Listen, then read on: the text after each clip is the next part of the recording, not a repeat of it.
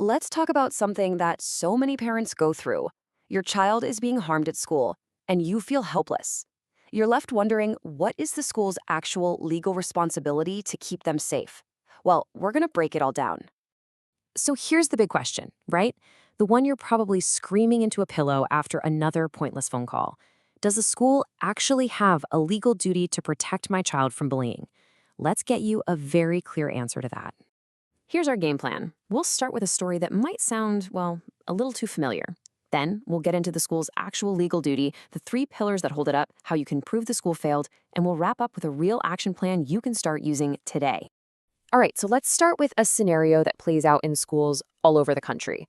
It's a classic and frustrating pattern of escalating harm that's met with, well, not much at all.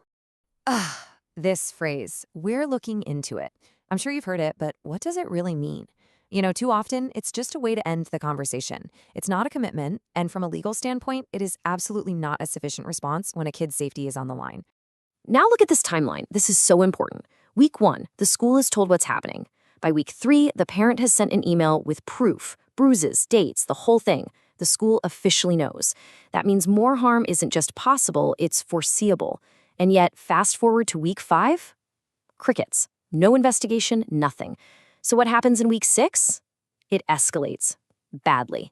See, this isn't some random tragedy, it's the predictable outcome of the school's failure to do its job. That story is just infuriating, right?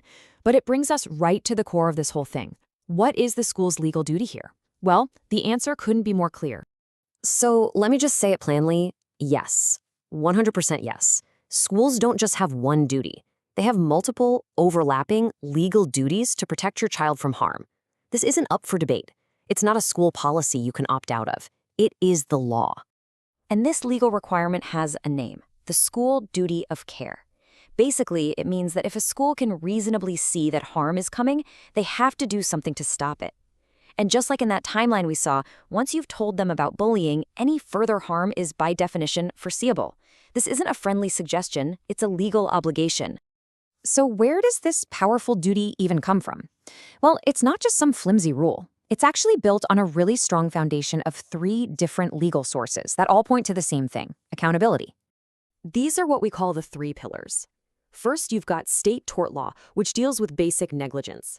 Then you have these really powerful federal civil rights laws that protect kids from discrimination.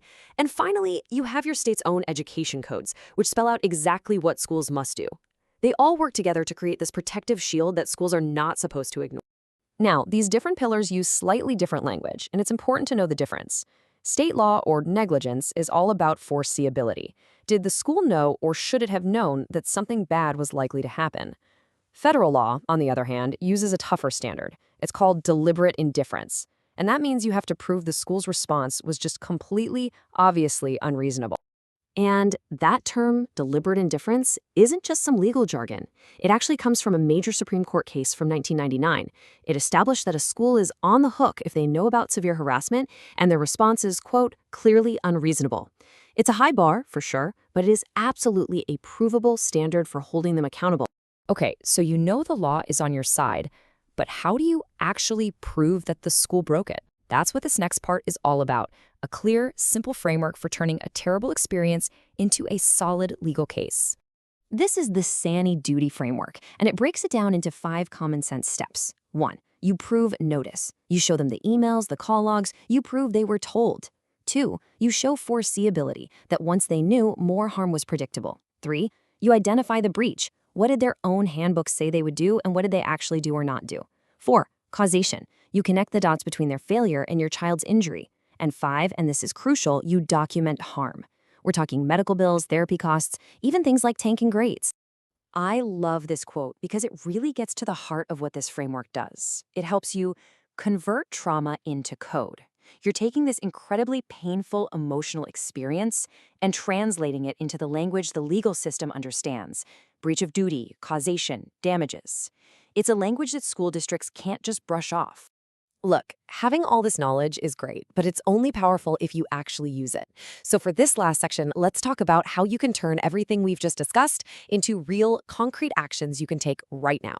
This is your checklist. From this point on, Every single report you make happens over email. You need that paper trail. Next, you ask for their written safety plan. If they don't have one or won't give it to you, that's a huge red flag. You're going to build that timeline of an action we talked about. And when you communicate, start mentioning specific policies from their own handbook. It shows them you've done your homework. And finally, you have to know when it's time to go over their heads, to the district or even a government agency. And this right here, this table, is your most powerful tool. It's so simple. Date of your report, exactly what you told them, what they did or didn't do in response, and what happened to your child next. When you fill this out, it lays out the school's failure in a way that is just impossible to deny. So I want to leave you with this one final thought. Every email you send that gets ignored, every meeting that goes nowhere, every time your child comes home hurt, that's not just your life. That's a legal record being built, one piece at a time. So the only real question left is, are you documenting it?